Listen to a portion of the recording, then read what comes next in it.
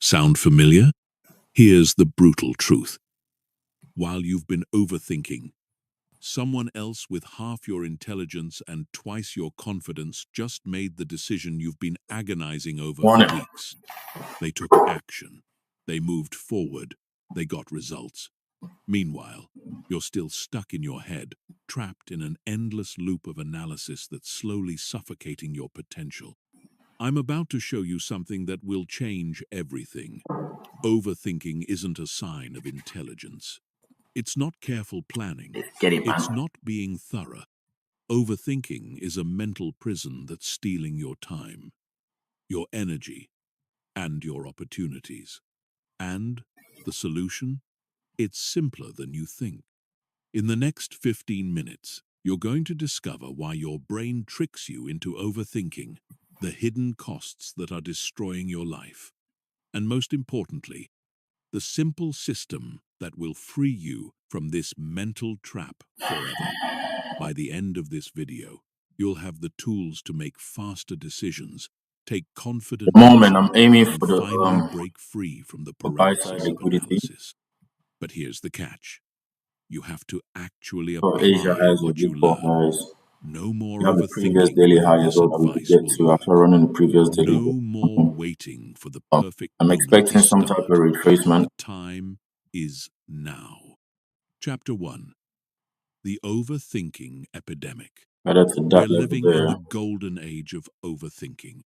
Never before in human history have we had access to or so much information, want to use so many these. options, so many voices telling us Either way, what we should do, looking how for we a run should on the sell think, side. what we should choose. Is there any And it's fair value paralyzing us. gaps? Your great-grandfather didn't overthink I have a whether tiny to fair ask value gap someone on right a here. date. He just did it. Your grandmother didn't spend 3 hours researching the perfect restaurant for dinner. She cooked what was available. They didn't have the There's luxury of hourly fair infinite value gap choice, as well. and ironically, that made But them I'm more going to mark out. decisive, more action-oriented, more successful in many ways. But here's what's really happening in your brain when you overthink. Alright. You're activating That what neuroscientists market call opening the in 30 default seconds. mode network. This is the part of your brain that becomes active when you're not focused on Get the it. outside world and your mind is wandering. It's the voice in your head that never stops talking, analyzing, worrying, planning. The problem I is want to that see this if network was designed for a different October is going to world. be the one where I'm going to be Thousands of entering on years ago, when our the ancestors first faced a 5 minute countdown rustling now. bush, After overthinking today, could we should save be able their to tell. lives. Is it a predator? Is it the wind? Should I run or investigate? That careful analysis was the difference between survival and death. But in today's world, that same mechanism Alright. is working against you. Got Your our open. brain treats choosing a career path with the same urgency as escaping a saber-toothed tiger. It floods you with cortisol, activates your fight or flight response, and keeps you in a state of chronic stress and indecision. No bottom. Here's the shocking reality. The average person makes about 35, 0 decisions per day. From what to wear to what to eat, I see the from rejection which block route the to take to Monday as well. work, to what to watch on Netflix. And if you're overthinking even a fraction of these decisions, you're burning through your mental energy faster than a sports The car one price burns to through retrace, man. gasoline. This is called decision Can't be fatigue, buying at the high. and it's why successful people like Steve Jobs wore the same outfit every day, why Barack Obama only wore blue or gray suits as president, What they have to do why is just Mark come down. Zuckerberg has a closet full of identical gray t-shirts. They understood something that most people don't. Your willpower and decision-making ability are finite resources. Every time you overthink a small It's like I had decision, this idea for you're depleting depleting the mental energy you need buying for the off this big daily ones. rent CEO You're to essentially choosing to be coupon tired, setup that's stressed, about to play and out right now. indecisive about the things that actually matter Bullshit. because you wasted your cognitive resources worrying about things that don't. But it gets worse. Overthinking doesn't just drain your energy, it actually makes you worse at making decisions. When you overanalyze, you start to doubt information that was perfectly clear before. You begin to see problems that don't exist, create obstacles that aren't there, and convince yourself that simple solutions are somehow inadequate. This is why your first instinct is often your best instinct. Your subconscious mind processes information incredibly quickly, drawing on years of experience and pattern recognition to give you an immediate gut feeling. But then your conscious mind steps Mm, in with its need to analyze everything. And suddenly what like was that. clear, the most successful people in the world experience and pattern recognition to give you an immediate gut feeling. But then your conscious mind steps in with its need to analyze But everything. brought out the previous And really suddenly high what was too, clear like becomes cloudy. there's The most push. successful people in the world aren't the smartest. They're the most decisive. They understand that a good decision made quickly is almost always better than a perfect decision made too late. They know that you can course correct along the way, but you can't make progress while you're standing still. Think about the last major opportunity you missed because you overthought it. Maybe it was a job offer you analyzed to death until the position was filled by someone else. Maybe it was an investment opportunity you researched so thoroughly that by the time you were ready to act, the moment had passed. Maybe it was asking someone out, starting a business, moving to a new city, or taking any kind of meaningful risk. Now think about how you felt afterward. Regret, right? Not because you made the wrong decision, but because you didn't make any decision at all. You let overthinking steal your opportunity, your confidence, your momentum. This epidemic of overthinking is creating a generation of smart, capable people who are paralyzed by their own intelligence. They know too much, consider too many variables, see too many potential outcomes. They're like chess grandmasters trying to calculate every possible move in a game where the rules keep changing. Chapter 2. The Neuroscience of Mental Paralysis. Let's dive deep into what's actually happening in your brain when you get stuck in overthinking mode. Understanding the neuroscience will help you recognize when it's happening and give you the power to interrupt the pattern. When you start overthinking, your brain activates several key regions simultaneously. The prefrontal cortex, responsible for executive function and planning, goes into overdrive. It's like having a computer with too many programs running at once. Everything slows down, gets glitchy, and eventually freezes. At the same time, your anterior cingulate cortex, which processes emotions and monitors for conflicts, starts firing rapidly. This is the part of your brain that notices when things don't feel right, when there's uncertainty, when you're facing a potential threat to your ego or well-being. It's essentially your internal alarm system, and when you overthink, it gets stuck in the on position. Meanwhile, your amygdala, the brain's fear center, begins releasing stress hormones like cortisol and adrenaline. These chemicals were designed to help you respond quickly to immediate physical threats. But when they're triggered by mental scenarios that may never happen, they create a state of chronic anxiety and hypervigilance. Here's where it gets really interesting. When your brain is in this overthinking state, it actually starts to form new neural pathways that reinforce the pattern. Every time you choose to analyze instead of act, you're literally rewiring your brain to be more indecisive in the future. It's like creating a mental rut that gets deeper every time you drive through it. This is why overthinking becomes addictive. Your brain starts to believe that more analysis equals better outcomes, even though research consistently shows the opposite. Studies have found that people who trust their gut instincts make better decisions than those who extensively deliberate, especially in complex situations with multiple variables. Got a whip One of the set most up now. fascinating studies on this That's topic the type of was food you conducted got. by researchers at the IMDG University of is Amsterdam. something. They had It ran out participants from right. choose between different cars based on multiple attributes. without any pullbacks. One group was asked to make an immediate decision, another was given time to consciously deliberate, and a third group was distracted with other tasks while their unconscious mind processed the information. The results were stunning. The group that was distracted and couldn't consciously overthink the decision actually made the best choices. Their unconscious minds were able to weigh Like all how the we retest factors with without getting much bogged retested down this in analysis paralysis. This VM happens close on because the your previous day. unconscious mind can Let's process see how vastly price. I more want price to either information than tap it your or conscious run out the mind. low first. While your conscious If mind we can can close handle back about above the 7 midpoint, pieces of information at once, so maybe I'll your take something from unconscious mind can previous daily process high. millions of pieces of data simultaneously. It's like comparing a calculator to a supercomputer. But here's the kicker. When you overthink, you're essentially forcing your calculator to do the supercomputer's job. You're taking a system that's designed for rapid, intuitive processing and trying to make it work like a slow, methodical analyzer. It's no wonder you feel mentally exhausted and confused.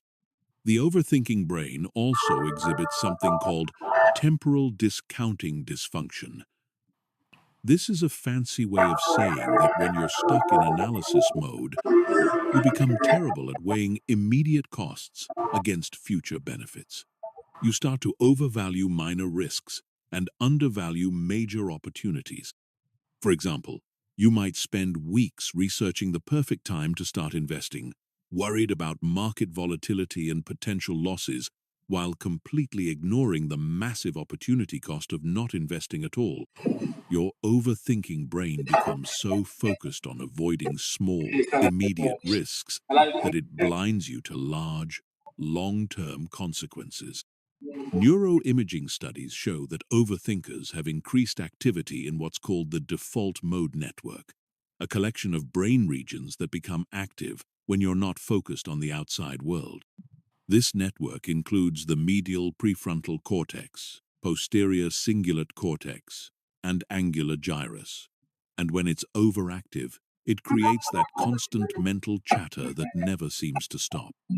People with anxiety and depression often show hyperactivity in this network, which explains why overthinking is so closely linked to these conditions.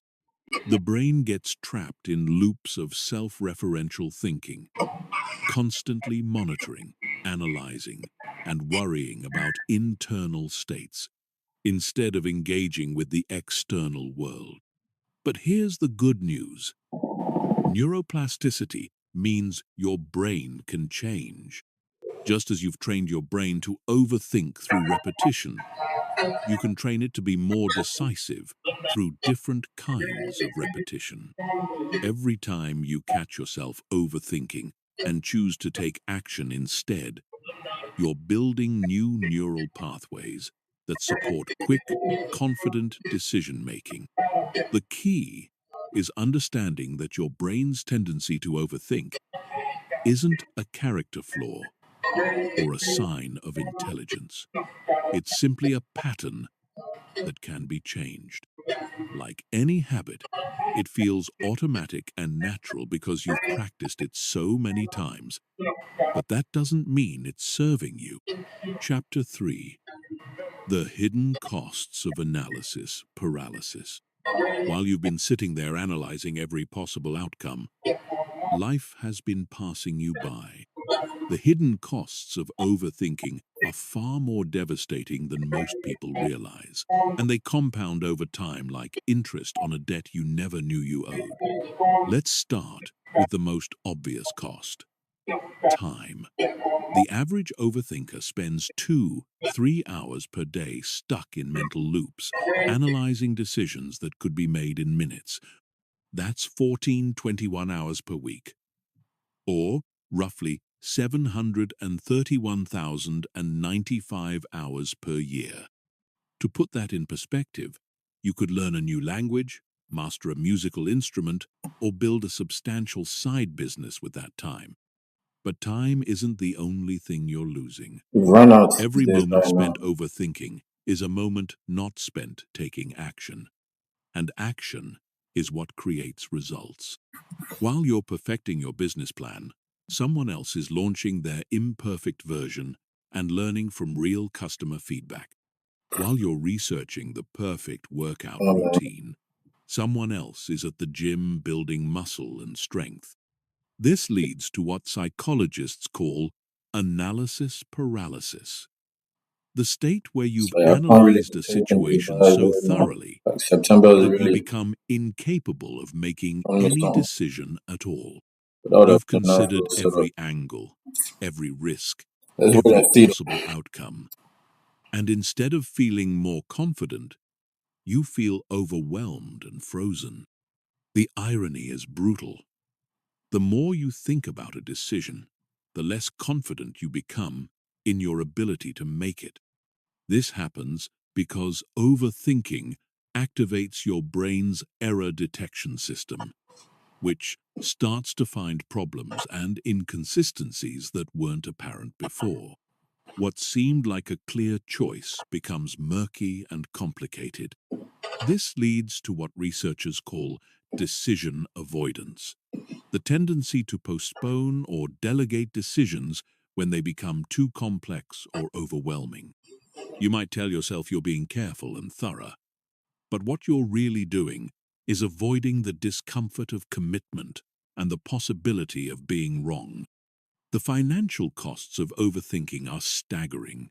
In the investment world, analysis paralysis costs people millions of dollars every year, while overthinkers are researching the perfect stock, bond, or real estate investment. Markets move, opportunities At the disappear, moment, and compound interest works against them can only instead of for them. get fed up if we Career-wise, run out this level, overthinking is equally or if we run destructive. out this high. How many promotions have you But I not have this pursued target because here. you weren't ready yet? How many networking events have you skipped because you didn't know exactly what to say? How many business ideas Um, have died in your head for the week, because you couldn't also stop moved finding potential problems? The opportunity cost of overthinking is enormous because opportunities have 24 expiration dates. The job opening won't wait for you points. to So we could perfectly therefore start craft your breaking out this high. application. The potential business partner won't wait for you to finish your analysis.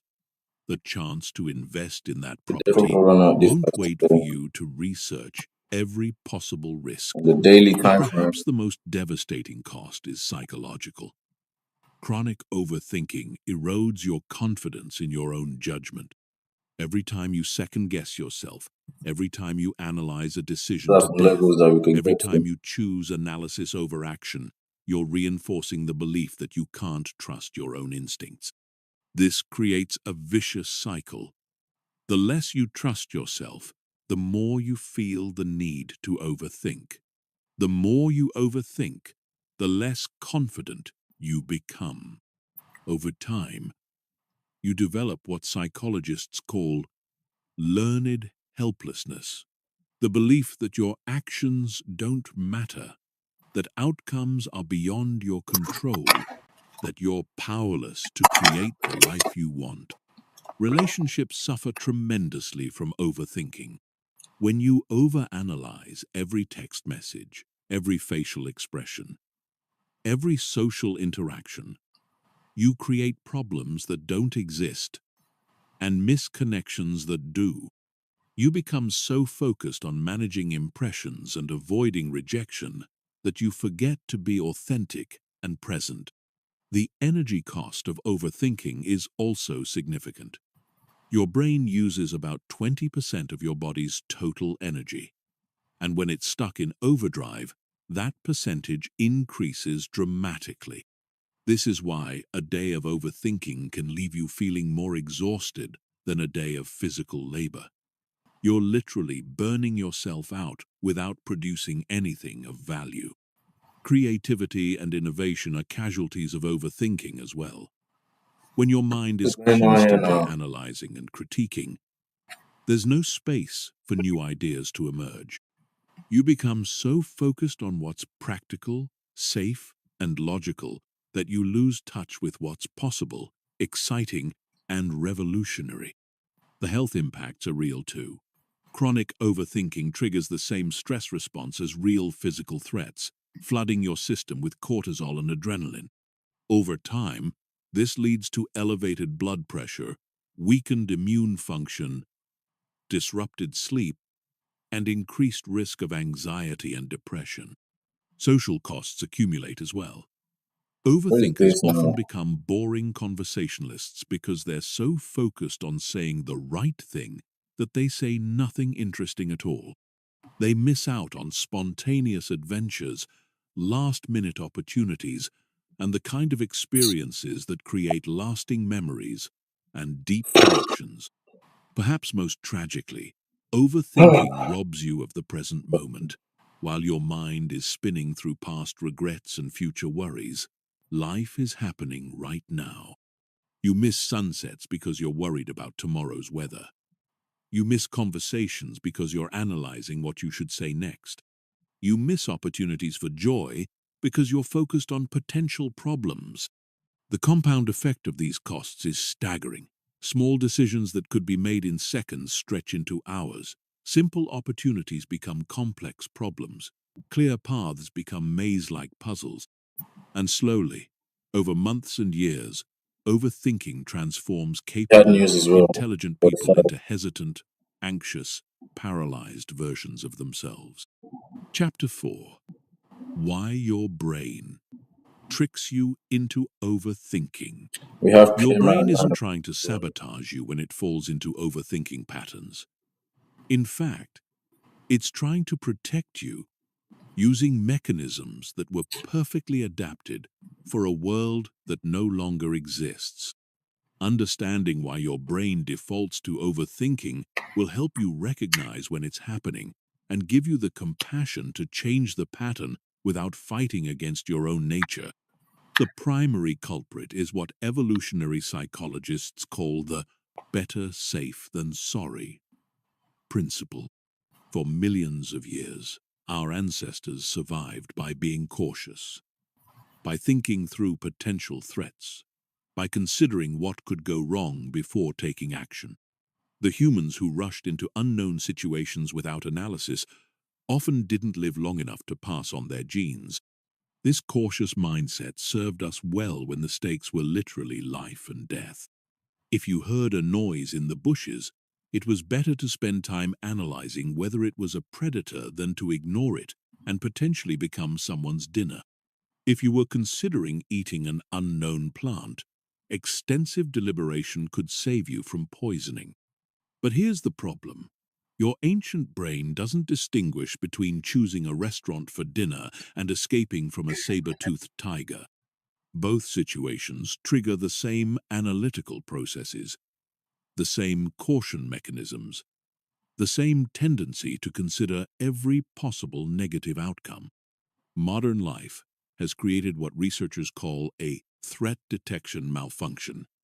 Your brain's early warning system, which was calibrated for physical dangers that appeared suddenly and required immediate alright, response, we ran is out now below now. constantly activated by abstract, Don't future-oriented price closes concerns below. that may never actually It closes materialize. below that When might you're lying in bed worrying about a presentation change next my week, perspective. your brain is responding as if the audience is already there, judging you, waiting to pounce on your mistakes. When you're analyzing whether to ask someone on a date, your brain is treating potential rejection like a physical attack on your survival. This is compounded by what psychologists call the negativity bias, your brain's tendency to focus more on potential losses than potential gains.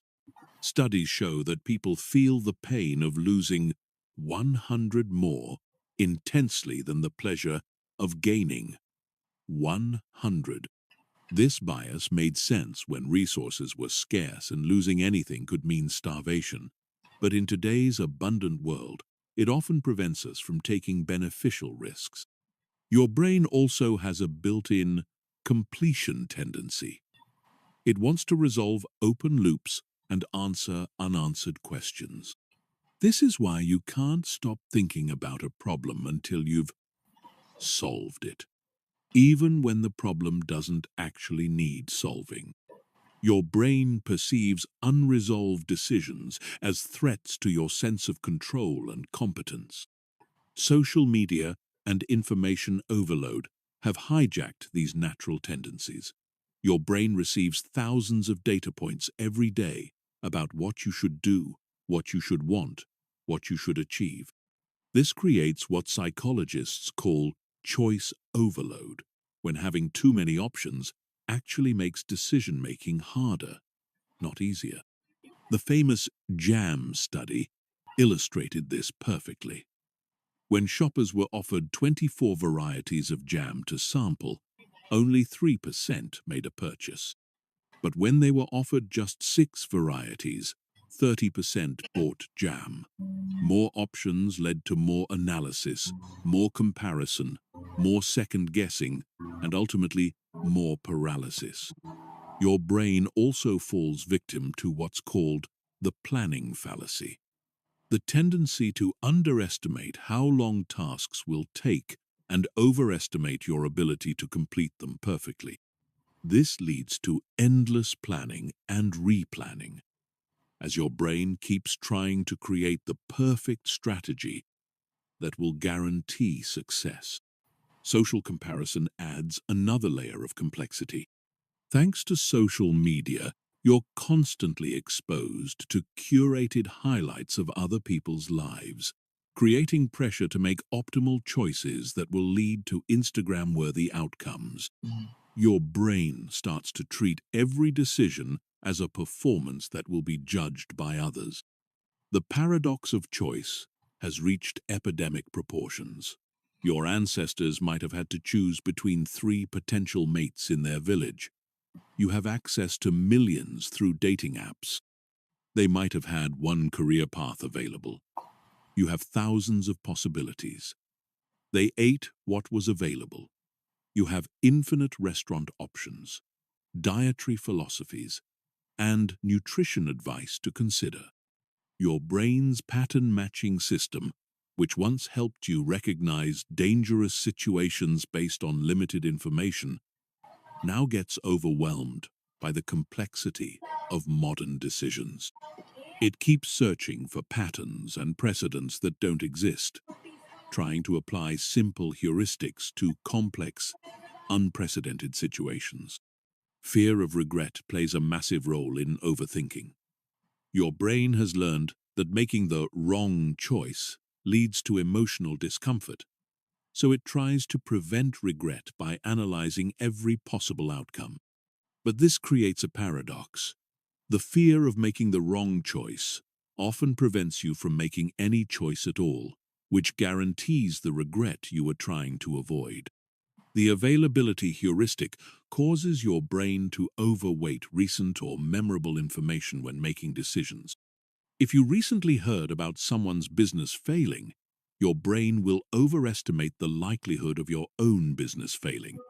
If you saw a news story about a plane crash, your brain will overestimate the dangers of flying, even though statistically, you're much more likely to be injured driving to the airport.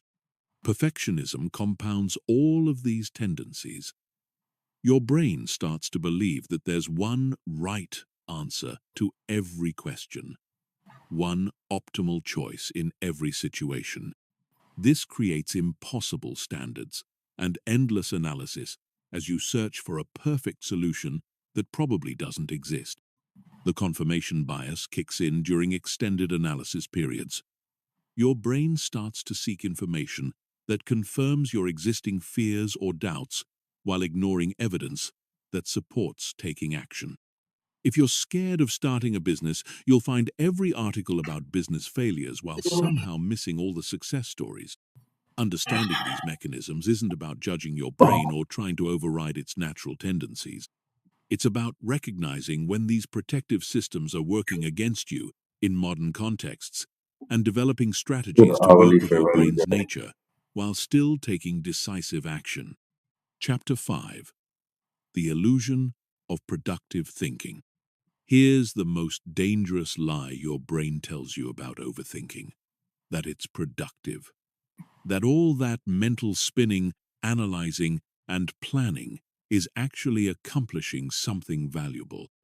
That you're being responsible, thorough, and intelligent by considering every angle before taking action. This illusion is so convincing that many overthinkers wear their analysis paralysis like a badge of honor.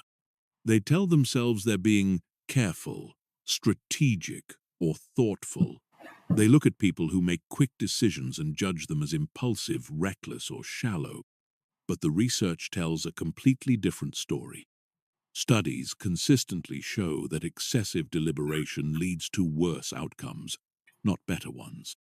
When researchers track decision quality over time, they find that people who trust their initial instincts and act quickly generally achieve better results than those who analyze extensively before acting. Why does this happen? Because thinking and doing activate completely different parts of your brain. When you're thinking about riding a bicycle, you use your prefrontal cortex to analyze balance, speed, and steering. But when you're actually riding a bicycle, you use your cerebellum and motor cortex to execute smooth, automatic movements.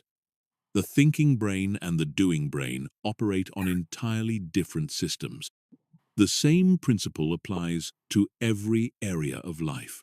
You can think about having a conversation with someone for hours, planning what you'll say, anticipating their responses, rehearsing your reactions.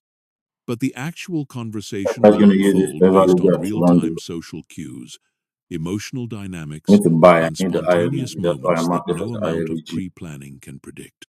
This is why the most charismatic people aren't the ones who plan out every word. They're the ones who stay present and respond authentically to whatever emerges.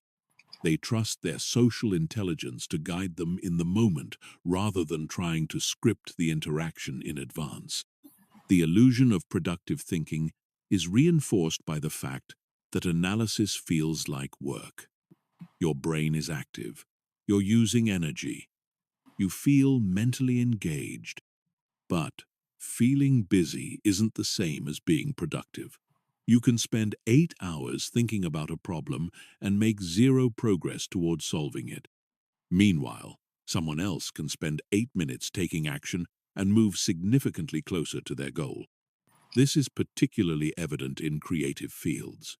Writers who spend months outlining and planning their novels often struggle to complete them, while writers who start with a simple idea and let the story unfold as they write tend to be more prolific and often produce more engaging work. The thinking creates resistance. The doing creates momentum. The business world is full of examples of this principle. It's like we're back Companies that to spend Europe years now. perfecting their business plans often find that the market has You have more changed of a by the bottom time width they're ready to right launch. now Meanwhile, than the companies that launch quickly with minimum viable products can top. adapt and improve based on real customer feedback rather than theoretical projections. Your brain creates the illusion of productivity through what psychologists call cognitive ease. When you're thinking about a problem repeatedly, it becomes more familiar, and familiarity feels like understanding. You start to believe you know more about the situation than you actually do, simply because you've thought about it so much. This false confidence can be dangerous because it makes you feel prepared for situations you've never actually All right, so experienced. now we have our You first might 30 think you minutes. know how you'll perform in a job interview because you've rehearsed it mentally dozens of times. But mental rehearsal is fundamentally different from real-world performance under pressure. The planning Very fallacy deep. demonstrates this perfectly. I'm gonna need the Despite having IOVG for sure. extensive plans and analyses, I don't like all these most equal lows here as projects well. still go over budget, past deadlines, and encounter unexpected obstacles. So This isn't because people are bad planners. wait for my It's alert. because thinking about doing something is categorically different from actually doing it.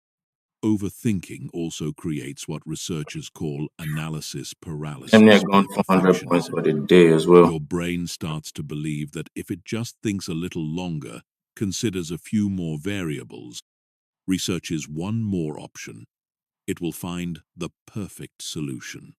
But perfection is a moving target First day of that October has retreats moved as fast above as you 100 approach points, it. which is good The news. truth is that most decisions are reversible or adjustable. You Need can to flow change around before I jobs, can. end relationships, Move start to to different consider cities, themselves, pivot tend to business close the loop. strategies, or modify almost any choice you make. But overthinking treats every decision as permanent and catastrophic, which creates artificial pressure that leads to even more analysis. Real productivity comes from iteration, not ideation. It comes from trying something, learning from the results, adjusting your approach, and trying again. This cycle of action and feedback is how you actually improve, grow, and achieve your goals. Thinking alone, no matter how extensive or sophisticated, cannot substitute for this experiential learning process. The most successful entrepreneurs, athletes, and creatives understand this principle intuitively. They know that you can't think your way to mastery. You have to practice your way there. They embrace what tech companies call failing fast, trying things quickly, learning from what doesn't work, and iterating toward what does. This doesn't mean abandoning all planning or preparation. It means recognizing the difference between productive thinking that leads to action and unproductive thinking that substitutes for action. Productive thinking is focused, time-limited, and goal-oriented. It asks I'm going to specific start scaling questions into like, Coca-Cola. what's the first step? Or, what information do I actually need to make this decision?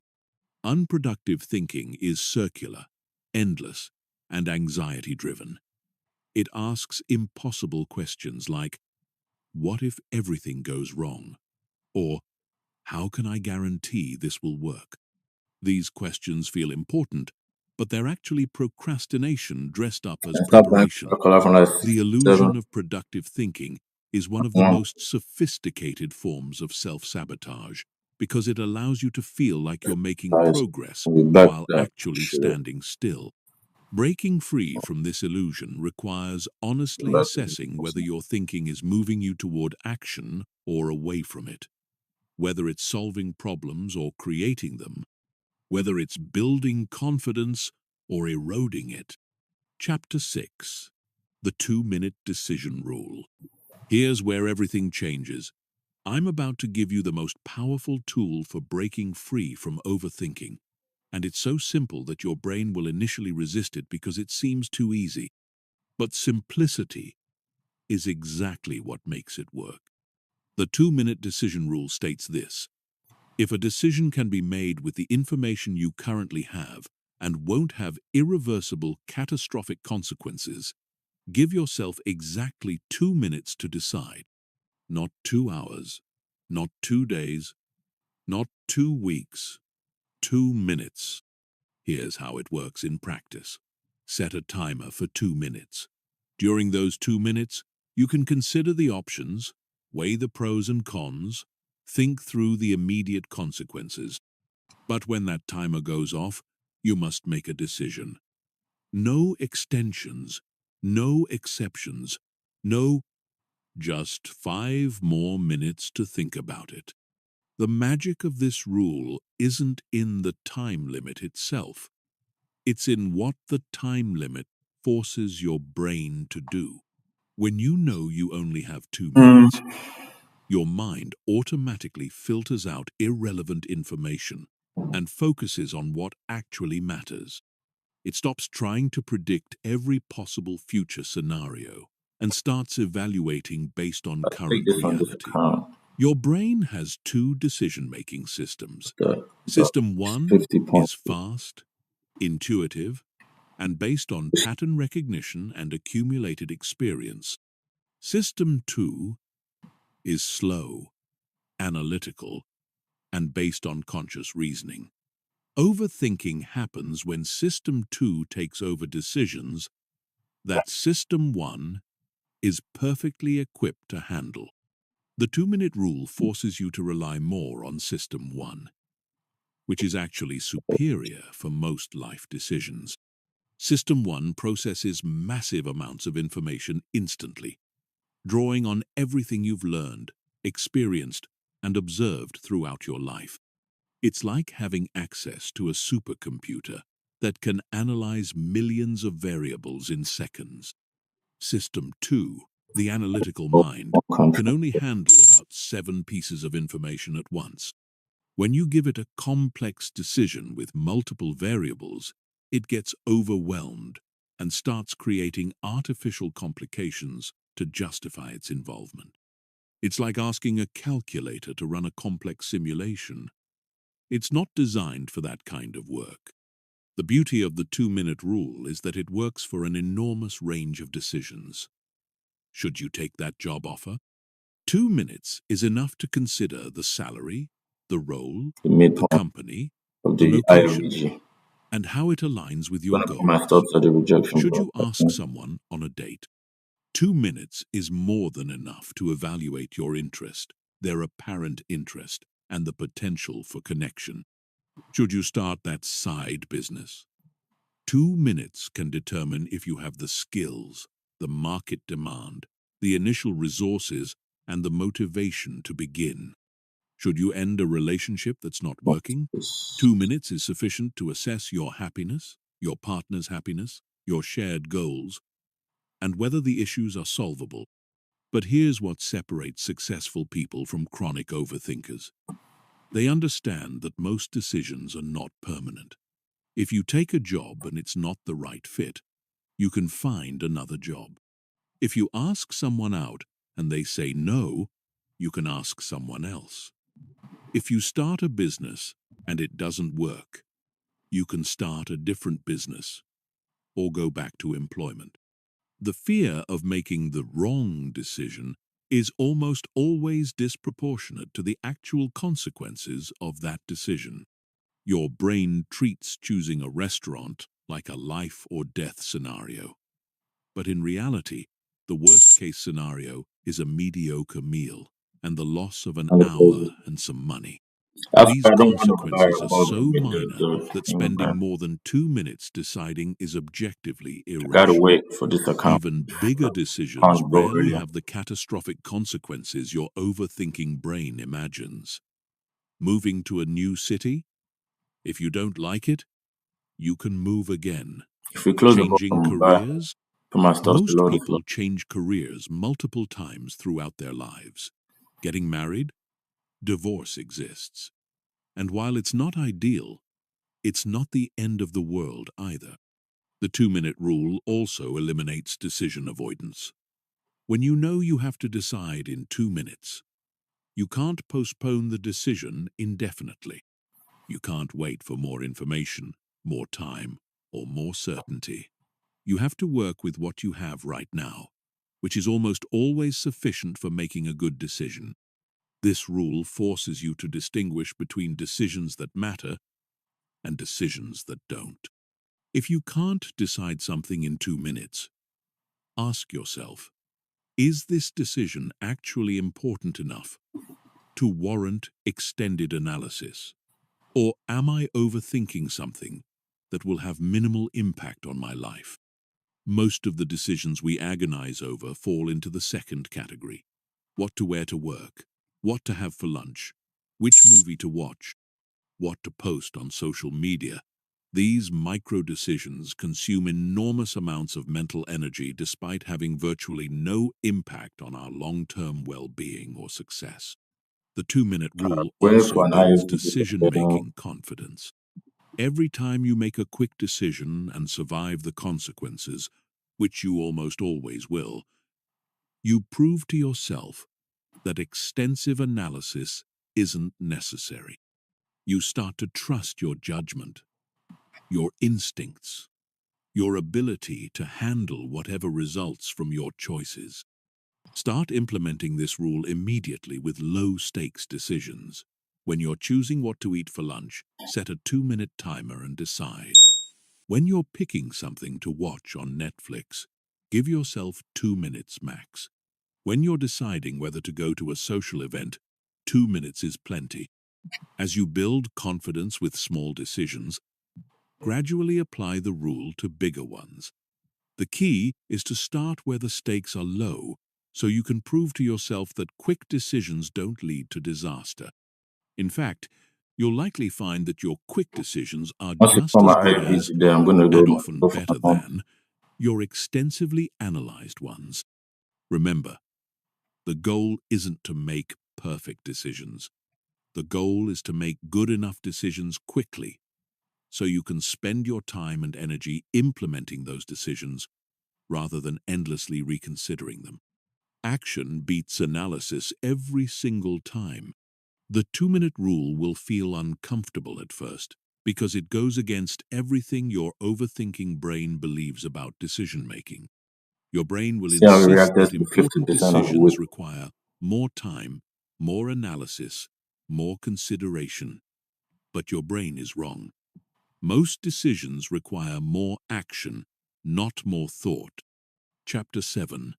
The 80% Rule and Good Enough Decision-Making.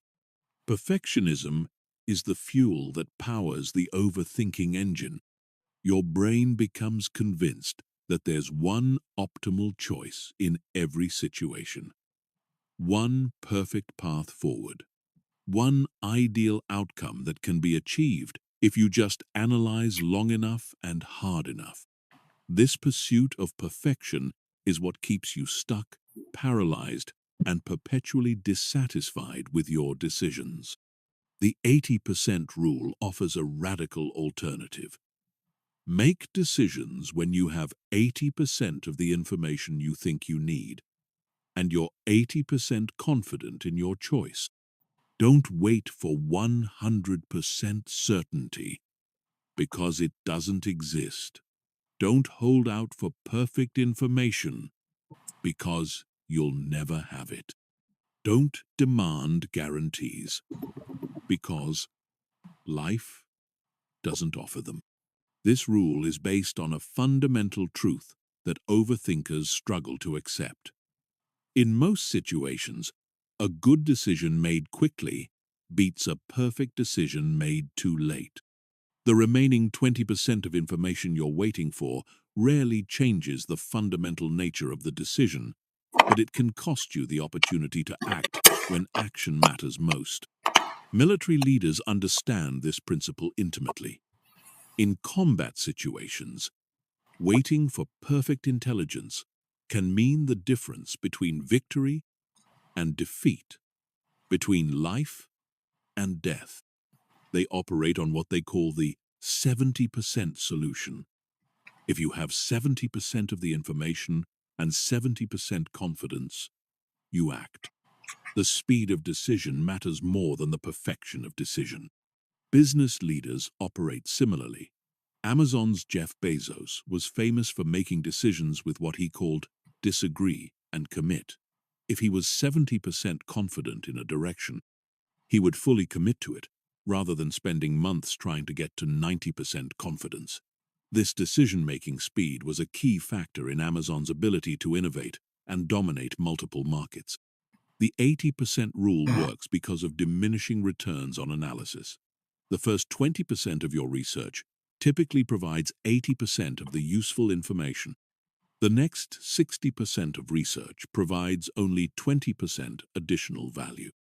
The final 20% of research, the This part is the that gets you content from this festival. pretty sure to absolutely certain, provides almost no additional value while consuming enormous amounts of time and energy. Think about buying a car. The first hour of research tells you about reliability ratings, price ranges, fuel efficiency, and safety scores.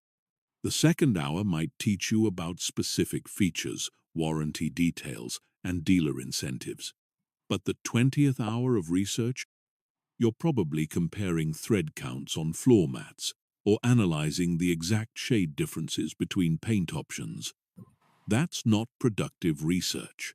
That's procrastination disguised as preparation. The 80% rule also acknowledges a crucial reality. You can course correct as you go. Most decisions aren't permanent, and most mistakes are recoverable.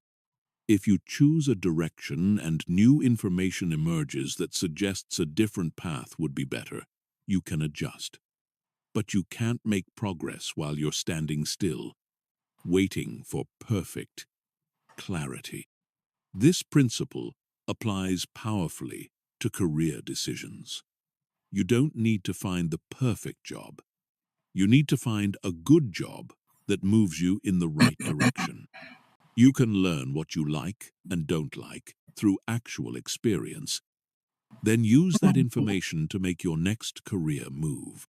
But if you wait for the perfect opportunity, you might wait forever while missing dozens of good opportunities that could have advanced your career. The same logic applies to relationships. You don't need to find the perfect person. You need to find someone who meets your core criteria and with whom you feel a genuine connection. You can learn about compatibility through spending time together, not through endless analysis of their social media profiles or interrogation of mutual friends.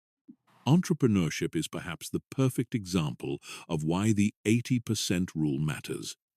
No business plan survives contact with real customers. No matter how thoroughly you research your market, your competitors, your pricing strategy, you won't know what actually works until you launch and start getting real-world feedback. The entrepreneurs who succeed are those who launch with good enough plans and iterate based on actual results. The 80% rule helps you avoid what researchers call information overload paralysis. When you have too much information, your brain struggles to process it all effectively. You start to weight minor factors equally with major ones. You begin to see patterns and problems that don't actually exist. You convince yourself that you need just a little more information to make the right choice. But here's the paradox. The more information you gather, the less confident you often become in your decision. This happens because additional information frequently introduces complexity rather than clarity. You Now start to just see close the downsides book and you give me a hadn't retest, considered, please. alternatives you hadn't Thank explored, variables you hadn't accounted for. This is why your first instinct is often your best instinct. Your initial reaction to a situation is based on rapid processing of the most relevant information, filtered through your experience and intuition. As you gather more information, you start second-guessing this initial assessment, even though it was likely more accurate than your overthought conclusion. The 80% rule also protects you from analysis paralysis by imposing a decision deadline. Once you reach 80% confidence, you stop researching and start acting. This prevents the endless deferral that characterizes chronic overthinking. Implementing the 80% rule requires developing comfort with uncertainty. You have to accept that you'll never have complete information, that some risk is inherent in every decision, that you can't control All every right, now just outcome. pull back, please. This acceptance is liberating because it frees you from the impossible burden of trying to predict and prevent every possible negative Pull consequence. back is accepted. Start practicing with decisions where the stakes are moderate. When you're choosing a vacation destination, stop researching when you're 80% sure about a place.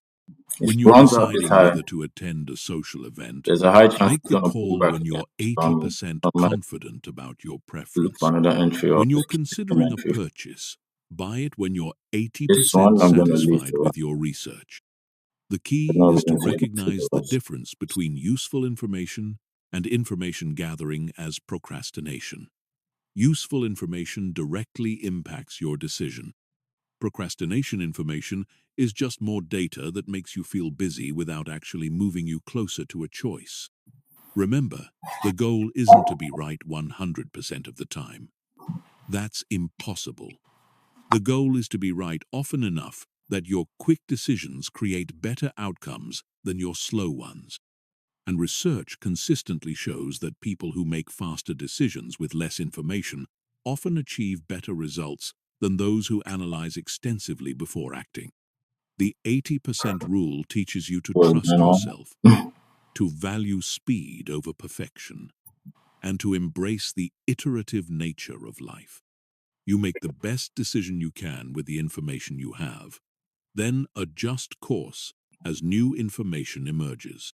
This approach leads to faster progress, less stress, and surprisingly better outcomes than the perfectionist alternative. Chapter 8. Creating Decision. Deadlines that actually work. One of the most insidious aspects of overthinking is how it creates the illusion of productivity while actually preventing progress. You tell yourself you're still deciding or gathering more information, but what you're really doing is avoiding the discomfort of commitment. Decision deadlines cut through this self-deception by forcing action within a specific time frame. But not all decision deadlines work. Most people set arbitrary deadlines that their brains don't take seriously. Or they set unrealistic deadlines that create stress without promoting good decision-making. Effective decision deadlines have specific characteristics It's not that much make more them to think about. psychologically compelling and Only thing practically now is useful. First, they effective want to run me deadlines out are and not run tied out the to door. external Give me the same consequences, entry again and go not just work on internal some. preferences. Uh, If you tell yourself you'll decide about a job offer by the end of the always, week, that's what your brain knows there's no real consequence for gotta wait missing now. that deadline. But if the job offer expires at 5 p.m. on Friday, your brain treats that as a hard boundary that must be respected. This is why artificial It'd scarcity even be works better so if you run out this effectively in high before marketing. going back, to be honest. When a sale is ending at midnight, when there are only 3 items left in stock, when an offer is available for the next 24 hours only, your brain shifts into decision mode. It stops analyzing and starts choosing because the window of opportunity is closing. You can create this same urgency for your own decisions by tying them to real external deadlines. If you're trying to decide whether to take a class, register by the early deadline to save money. If you're considering a career change, apply for jobs before the application deadlines close.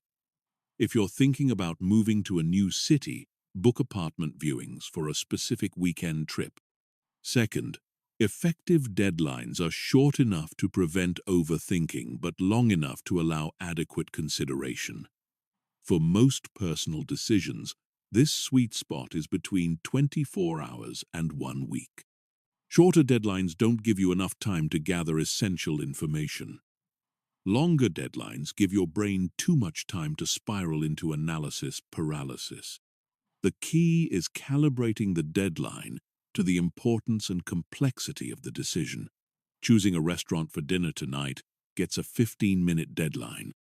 Deciding whether to accept a job offer gets a 3-day deadline. Choosing whether to buy a house gets a 1-week deadline. The more important the decision, the longer the deadline, but never longer than necessary for adequate consideration. Third, effective deadlines include specific trigger points that move you from analysis to action. These are predetermined criteria that automatically shift you into decision mode. For example, I'll research vacation options for 2 hours, then book whichever destination seems most appealing. Or, I'll consider this relationship for 1 month, then decide whether to commit or end it. These trigger points prevent the endless deferral that characterizes overthinking. Your brain can't keep moving the goalposts because you've already defined what constitutes sufficient analysis. Once you hit the trigger point, you're committed to deciding regardless of whether you feel ready. Fourth, effective deadlines create accountability through external commitment. Tell someone about your deadline and ask them to check in with you. Post about it on social media. Write it down and put it somewhere visible. Make it harder to ignore or rationalize away your deadline by involving other people in holding you accountable. This external accountability is crucial because your overthinking brain is incredibly skilled at creating excuses for why just a little more time would be helpful. It will convince you that unexpected information has emerged, that the situation has become more complex, that you need to consider new variables. External accountability helps you recognize these excuses for what they are. Fifth, effective deadlines include predetermined consequences for missing the deadline. If you don't decide by your deadline, what happens? Maybe you automatically choose the first option you considered. Maybe you ask someone else to decide for you. Maybe you eliminate the option that's causing the most analysis paralysis. These consequences don't need to be punitive. They just need to be automatic and predefined. The goal is to make inaction more uncomfortable than action, to create a situation where deciding feels easier than continuing to deliberate. For major life decisions, consider using what I call graduated deadlines. Break the decision into phases, each with its own deadline. Phase 1 might be gathering basic information within 3 days. Phase 2 might be narrowing down to 2 options within a week. Phase 3 might be making the final choice within 10 days. This approach prevents the overwhelming feeling that comes with trying to make a complex decision all at once, while still maintaining forward momentum. Each phase deadline creates urgency while the overall structure ensures steady progress toward a final decision. Decision deadlines also work because they force you to clarify your decision criteria up front. When you know you have limited time to decide, you naturally focus on the factors that matter most. You stop getting distracted by minor details and concentrate on major considerations. This clarity is valuable even beyond the immediate decision. By understanding what criteria matter most to you, you develop better self-knowledge and can make future decisions more quickly and confidently. One powerful technique is the default option deadline strategy. When you're struggling to choose between multiple options, designate one as your default choice. If you haven't actively chosen something else by your deadline, you automatically go with the default. This removes the pressure of making an active decision while still ensuring that you don't remain stuck in analysis indefinitely. The default option should be the choice that seems most reasonable with current information, the one you'd pick if you had to decide right now. This approach acknowledges that sometimes the best decision is simply making any decision and moving forward. For decisions that seem impossibly complex, try the elimination deadline approach. Instead of trying to choose the best option, focus on eliminating the worst options by specific deadlines. Day 1. Eliminate any options that don't meet your basic requirements. Day 3. Eliminate options that would create financial stress. Day 5. Eliminate options that don't align with your long-term goals. This process of elimination often leaves you with one clear choice, or at least narrows the field enough that the final decision becomes much easier. Remember, the purpose of decision deadlines isn't to force you into bad choices. It's to prevent the perfect from being the enemy of the good. Deadlines help you recognize when you have sufficient information to make a reasonable decision and prevent you from falling into the trap of endless analysis. Most importantly, decision deadlines help you develop decision-making confidence. Every time you make a deadline and follow through, you prove to yourself that you can make good choices quickly. This builds the trust in your own judgment that's essential for breaking free from overthinking patterns. Chapter 9. The Action. First, mindset. Everything changes when you flip the script from think, then act, to act, then think. The action, first mindset, is perhaps the most radical departure from traditional decision-making advice. but it's also the most effective way to break free from analysis paralysis and start creating real results in your life. The traditional approach teaches us to plan extensively before taking any action. Think through every possibility, consider every outcome, research every option, then act only when you're certain of success. This sounds reasonable, but it's based on a fundamental misunderstanding of how learning and progress actually work. Real learning happens through experience, not analysis. You can read every book about swimming, watch every instructional video, study every technique, but you won't actually know how to swim until you get in the water and start moving. The same principle applies to every meaningful skill and life decision. The action-first mindset recognizes that action generates information that thinking alone cannot provide. When you start before you're ready, when you begin before you feel prepared, when you act despite uncertainty, you gain access to feedback, data, and insights that no amount of pre-planning could have revealed. This is why minimum viable products are so powerful in business. Instead of spending months or years perfecting a product based on theoretical customer needs, companies launch basic versions quickly and improve them based on real customer feedback. This approach consistently produces better results than extensive upfront planning. The same strategy works for personal decisions.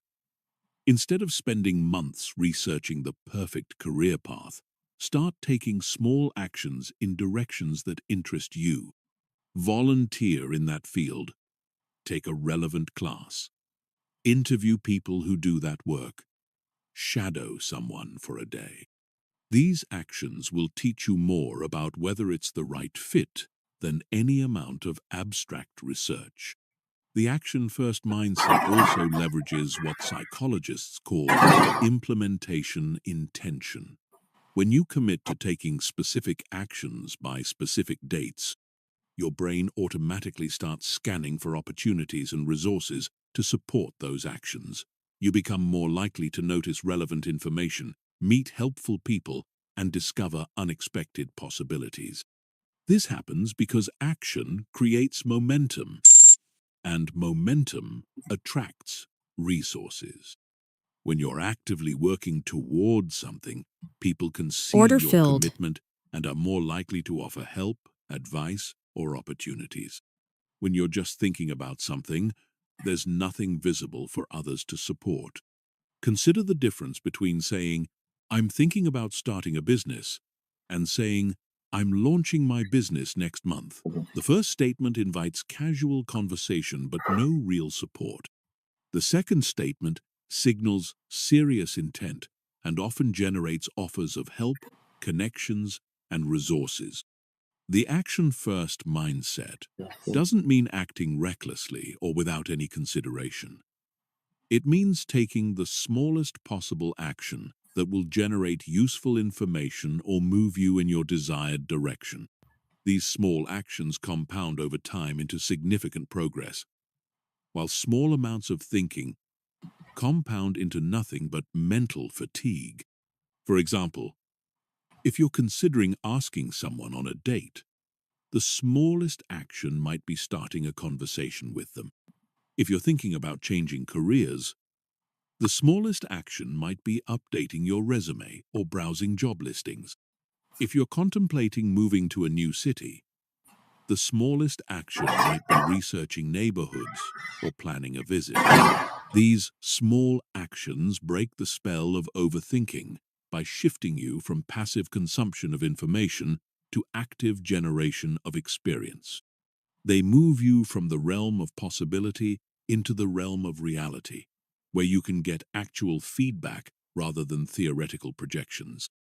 The action-first mindset also protects you from what researchers call planning fallacy, the tendency to underestimate how long tasks will take and overestimate your ability to predict outcomes.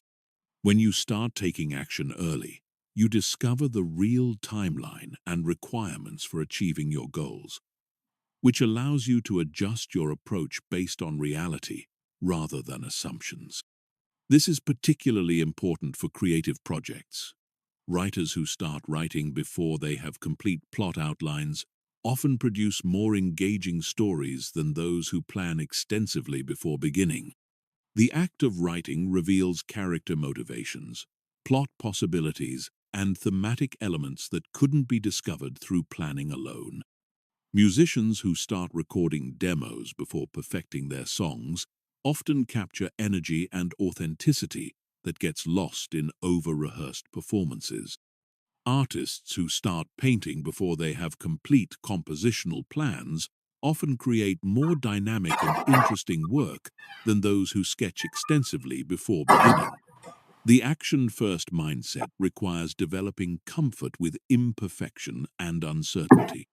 You have to be willing to start before you're ready, to begin before you're prepared, to act despite not knowing exactly where you're going. This feels uncomfortable initially, but it's actually much more aligned with how life actually works. Life is improvisation, not script reading. No matter how much you plan, unexpected variables will emerge that require real-time adaptation. The action-first mindset prepares you for this reality by giving you practice at responding to circumstances as they unfold, rather than trying to predict and control every outcome in advance. One powerful technique for implementing the action-first mindset is what I call micro-commitments. Instead of making large commitments that feel overwhelming, make tiny commitments that feel manageable, but still move you forward. Commit to writing one paragraph, making one phone call, sending one email, taking one class. These micro-commitments are easy to fulfill, which builds confidence and momentum. They also generate small amounts of feedback and progress, which accumulate over time into significant results. Most importantly, they break the pattern of analysis paralysis by requiring action instead of endless consideration. Another key technique is time boxing your thinking. Give yourself a specific, limited amount of time to consider a decision or plan a project. Then take action, regardless of whether you feel ready. You might spend 30 minutes researching restaurants, then pick one and make a reservation. You might spend 2 hours planning a business idea, then register a domain name and start building a website. The action-first mindset transforms failure from something to be avoided into something to be leveraged. When you act quickly and fail quickly, you learn quickly. You discover what doesn't work while you still have time and energy to try different approaches. This rapid iteration leads to faster learning and better outcomes than slow, cautious planning. Most importantly, the action-first mindset builds the kind of confidence that comes from proven capability rather than theoretical knowledge. When you've successfully navigated uncertainty, adapted to changing circumstances, and achieved results through action, you develop unshakable confidence in your ability to handle whatever life throws at you. This confidence is qualitatively different from the false confidence that comes from extensive planning. Planned confidence is brittle. It shatters when reality doesn't match your projections. Action-based confidence is resilient. It grows stronger when you successfully adapt to unexpected circumstances. Chapter 10. Emergency Protocols for Overthinking Attacks. Even with the best preventive strategies, you'll still experience moments when your brain spirals into overthinking mode. These are what I call overthinking attacks. Sudden episodes where your mind starts racing through endless scenarios, your stress levels spike, and you feel paralyzed by the complexity of a situation. Having emergency protocols ready for these moments can help you break the pattern quickly and regain your ability to think clearly and act decisively. The first step in any emergency protocol is recognition. You need to develop the ability to catch yourself in the middle of an overthinking attack rather than getting swept away by it. The earlier you recognize what's happening, the easier it is to interrupt the pattern and redirect your mental energy. Common signs of an overthinking attack include your heart rate increasing as you think about a situation, your mind jumping rapidly between different scenarios or outcomes, feeling overwhelmed by the number of variables to consider, having the same thoughts loop repeatedly without resolution, feeling physically tense or restless while thinking, or finding yourself researching the same topics obsessively without making progress. Once you recognize that you're in overthinking mode, the first emergency protocol is what I call the circuit breaker. Just like an electrical circuit breaker stops dangerous power surges, this technique stops dangerous thought surges before they can do damage to your decision-making capability. The circuit breaker has 3 steps: stop, breathe, and ground. First, literally say, stop, out loud or in your head. This interrupts the thought pattern and creates a moment of awareness. Second, take 5 deep breaths, focusing only on the sensation of air entering and leaving your lungs. This activates your parasympathetic nervous system and reduces stress hormones. Third, ground yourself by naming 5 things you can see, 4 things you can touch, 3 things you can hear, 2 things you can smell, and 1 thing you can taste.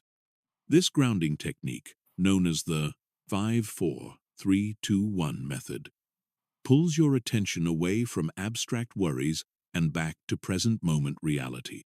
It's almost impossible to overthink about future scenarios when you're fully engaged with immediate sensory experience. The second emergency protocol is the 2-question filter. When you're overwhelmed by the complexity of a situation, ask yourself only 2 questions. What's the worst realistic outcome if I make the wrong choice? And what's the cost of not deciding at all? These questions help you gain perspective on whether your overthinking is proportionate to the actual stakes involved. Most of the time, you'll discover that the worst realistic outcome is much less catastrophic than your anxious brain is suggesting, while the cost of indecision is much higher than you've been acknowledging. This realization often provides the clarity you need to move forward with confidence. The third protocol is the constraint method. When you're paralyzed by too many options or variables, artificially constrain your choices to make the decision more manageable. If you're overthinking a career change, limit yourself to considering only 3 specific job opportunities. If you're overwhelmed by investment options, choose between only 2 or 3 specific investments. These constraints aren't permanent. You can always expand your options later if needed. But in the moment of overthinking, reducing complexity helps your brain process the decision more effectively. It's like clearing clutter from a messy room so you can actually see what you're working with. The fourth protocol is the timer technique. Set a timer for 10 minutes and allow yourself to think about the situation intensively during that time. Write down every concern, every option, every potential outcome that comes to mind. Don't try to solve anything. Just capture all the thoughts that are swirling around in your head. When the timer goes off, stop thinking and start acting. Pick the first reasonable option from your list and take 1 small step toward it. The purpose isn't to make the perfect choice, but to break the paralysis and generate momentum. You can always adjust course later, but you can't make progress while you're stuck in analysis mode. The fifth protocol is the outside perspective technique. When you're deep in overthinking, you lose perspective on your situation. Ask yourself, what would I tell my best friend if they came to me with this exact problem? Often, the advice you'd give to someone else is clearer and more practical than the solutions your anxious brain generates for yourself. You can also literally ask someone else for their perspective, but be specific about what kind of help you need. Don't ask for more analysis. You already have too much of that. Instead, ask for their gut reaction, their immediate impression, or what they would do in your situation. Fresh perspectives can cut through the mental fog that clouds your own judgment. The sixth protocol is the deadline declaration. When you catch yourself in an overthinking loop, publicly declare a deadline for making the decision. Tell someone else when you're going to decide, post it on social media, or write it down somewhere visible. This external commitment creates accountability that makes it harder to continue deferring the decision indefinitely. Make the deadline short enough to prevent further overthinking but long enough to feel reasonable. For most personal decisions, 24 to 48 hours is appropriate. For smaller decisions, a few hours or even minutes might be sufficient. The seventh protocol is the energy redirect. Overthinking burns enormous amounts of mental energy without producing useful results. When you catch yourself spinning, immediately redirect that energy toward physical action. Go for a walk, do jumping jacks, clean your room, organize your desk, or engage in any activity that requires physical movement and attention. This serves multiple purposes. It interrupts the thought pattern. It burns off stress hormones through physical activity. It often provides mental clarity through the meditative aspects of repetitive tasks. And it gives you a sense of accomplishment and control that counters the helplessness of analysis paralysis. The eighth protocol is the worst-case planning. Sometimes overthinking persists because your brain is genuinely worried about potential negative outcomes. Instead of trying to suppress these worries, address them directly by creating a concrete plan for handling your worst-case scenario. Spend 15 minutes writing out exactly what you would do if your feared outcome actually occurred. How would you handle it? What resources would you use? Who would you ask for help? What would your next steps be? This planning often reveals that even worst-case scenarios are manageable, which reduces anxiety and frees you to make decisions with greater confidence. Remember, these emergency protocols are tools, not permanent solutions. The goal is to interrupt the overthinking pattern long enough to regain your equilibrium and decision-making capability. With practice, you'll get better at recognizing overthinking attacks early and deploying the appropriate protocol before the pattern becomes entrenched. The key is having these protocols ready before you need them. Write them down, practice them during calm moments, and make them as automatic as possible. When you're in the middle of an overthinking attack, you won't have the mental clarity to figure out what to do. You need to rely on prepared responses that you can execute without additional analysis. Chapter 11. Retraining your decision.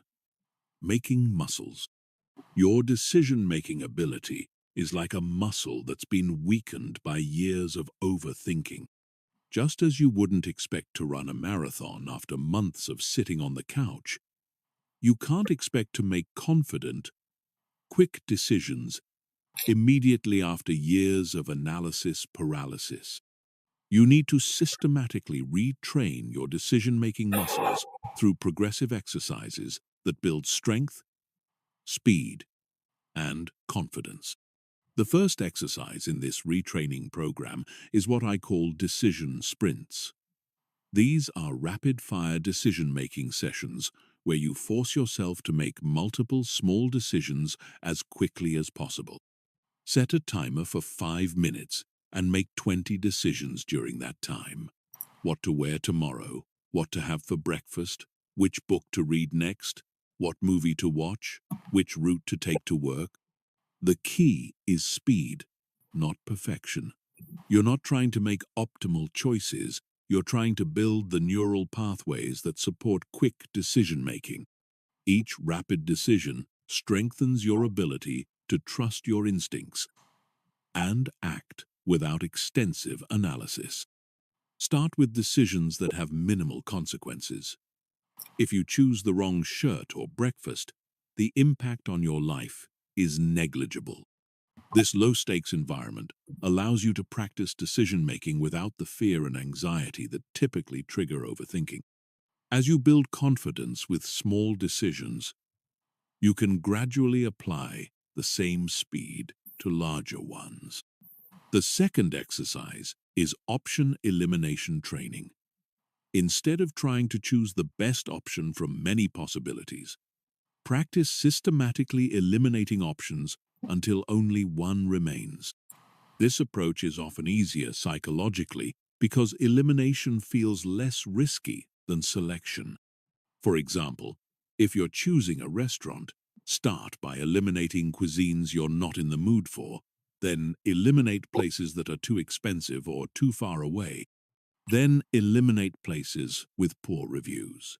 Usually, this process leaves you with one or two clear choices, making the final decision much easier.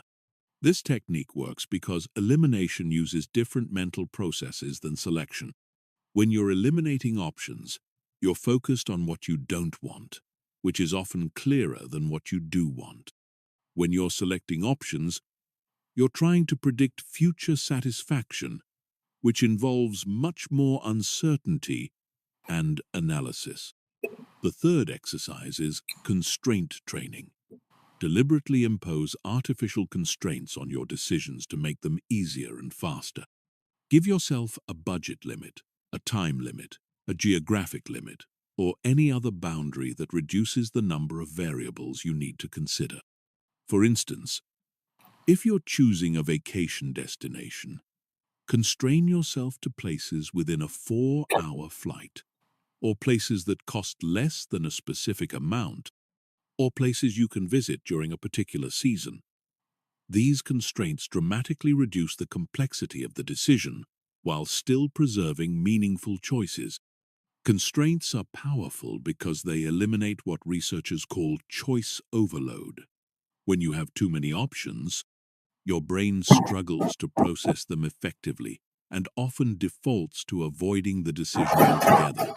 Constraints create what psychologists call satisficing, choosing the first option that meets your criteria rather than trying to find the perfect option. The fourth exercise is deadline training. Practice making decisions within artificially imposed time limits that gradually decrease over time. Start by giving yourself 1 hour to make decisions that you would normally spend days considering. Then reduce it to 30 minutes, then 15 minutes, then 5 minutes. This progressive reduction forces your brain to become more efficient at processing decision-relevant information while filtering out irrelevant details. You learn to focus on what truly matters, rather than getting lost in minor considerations that don't significantly impact the outcome. The key is to start with a time frame that feels challenging but achievable, then gradually reduce it as your confidence grows. If you currently spend 3 days deciding whether to attend a social event, start by limiting yourself to 3 hours, then 1 hour, then 30 minutes. The fifth exercise is gut check training. Before making any decision, take a moment to notice your immediate, instinctive reaction to each option. What does your gut tell you? What feels right? What creates excitement versus anxiety? Then compare this gut reaction to your analytical assessment.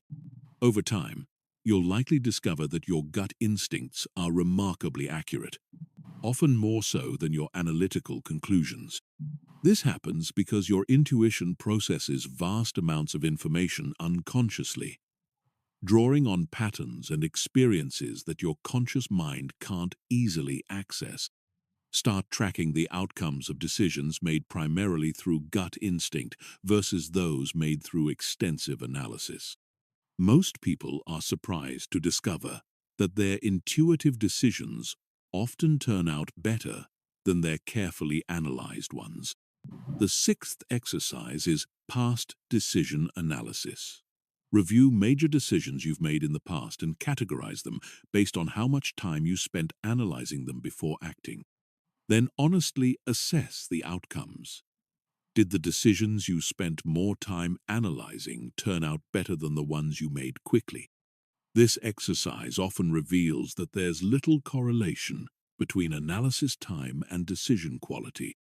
In fact, many people discover that their quick decisions turned out better because they were based on clearer priorities and stronger instincts before doubt and complexity clouded their judgment. This analysis helps build confidence in your natural decision-making ability and reduces the fear that quick decisions lead to poor outcomes. It provides evidence that extensive analysis doesn't necessarily improve results and may actually make them worse. The seventh exercise is decision momentum building. Instead of treating each decision as an isolated event, practice making decisions in clusters. When you successfully make one quick decision, immediately make another one while you're still in decisive mode. This capitalizes on what psychologists call behavioral momentum, the tendency for actions to build on themselves. When you're in action mode, it's easier to continue acting. When you're in analysis mode, it's easier to continue analyzing. By clustering your decisions, you can maintain momentum and avoid falling back into overthinking patterns. The eighth exercise is confidence calibration. After making quick decisions, predict how confident you'll feel about the choice in 1 week. Then actually check back in a week and assess your actual confidence level. This helps you understand that confidence in decisions often grows over time as you see positive results or adapt to whatever outcomes occur. Most people discover that they feel more confident about their quick decisions after living with them for a while, even when the outcomes aren't perfect. This happens because taking action creates a sense of agency and control that analysis alone cannot provide. The ninth exercise is social decision-making. Practice making group decisions quickly by taking the lead in suggesting options and moving toward consensus rapidly. Instead of endlessly discussing where to go for dinner or what movie to watch, practice saying, "How about we try that new Italian place?" Or, "I vote for the action movie. Anyone strongly opposed?" This builds your confidence in making decisions that affect others and helps you develop the skill of reading group dynamics quickly rather than trying to achieve perfect consensus. Most people appreciate someone who can help move group decisions forward efficiently. The final exercise is decision documentation. Keep a simple log of the decisions you make using these techniques, noting the method used, the outcome, and how you felt about the process. This creates a record of success that you can reference when doubt creeps in. Over time, this documentation will show you that quick decisions generally lead to good outcomes, and that the anxiety you feel about rapid decision-making is disproportionate to the actual risks involved. This evidence-based confidence is much more durable than confidence based on theory or wishful thinking. Remember, retraining your decision-making muscles is a gradual process. Don't expect immediate perfection. Like physical exercise, you may feel uncomfortable or awkward at first, but consistency will build strength and fluency. The goal is progress, not perfection, and every quick decision you make strengthens your ability to make the next one even faster and with greater confidence. Chapter 12. The Art of Strategic Ignorance. In our information-saturated world, one of the most counterintuitive skills you can develop is the ability to deliberately ignore information that won't improve your decisions. This isn't about being willfully ignorant or avoiding important facts.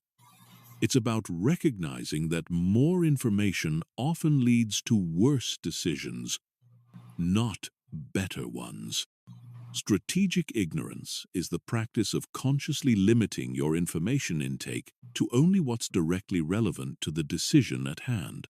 It's about understanding that your brain has limited processing capacity and that filling it with irrelevant information reduces your ability to focus on what actually matters.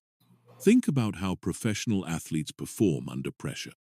A basketball player shooting a free throw doesn't analyze the crowd noise, the opposing team's strategy, the implications of missing the shot, or the complex physics of ball trajectory. They focus on a few key elements: their stance, their grip, their target, and their rhythm. Everything else is strategically ignored. The same principle applies to decision-making. When you're choosing between job offers, you don't need to research the company's stock performance over the past decade, read every employee review on Glassdoor, or analyze the economic trends in the industry. You need to focus on salary, role responsibilities, growth opportunities, company culture, and how the position aligns with your career goals. The challenge is that your brain resists strategic ignorance because gathering information feels productive and important. Your overthinking mind convinces you that you need to know everything about a situation before making a decision. But this comprehensive approach often leads to information overload, where you become less capable of making good decisions, not more. Research in decision science consistently shows that people who have access to more information often make worse choices than those who focus on a few key factors. This happens because additional information introduces noise that obscures the signal, creates false patterns that mislead judgment, and overwhelms the brain's processing capacity. The key to strategic ignorance is learning to distinguish between information that changes your decision and information that merely satisfies your curiosity. Decision-changing information directly impacts which choice you'll make. Curiosity-satisfying information is interesting, but doesn't alter your preferred option. For example, if you're buying a car, decision-changing information includes price, I'm finna reliability go off stream ratings, now, man. fuel It's efficiency, cracking up. safety scores, I'm and gonna how leave my well it trace to meets your run. transportation needs. Yeah. Curiosity-satisfying information might See y'all include the tomorrow. designer's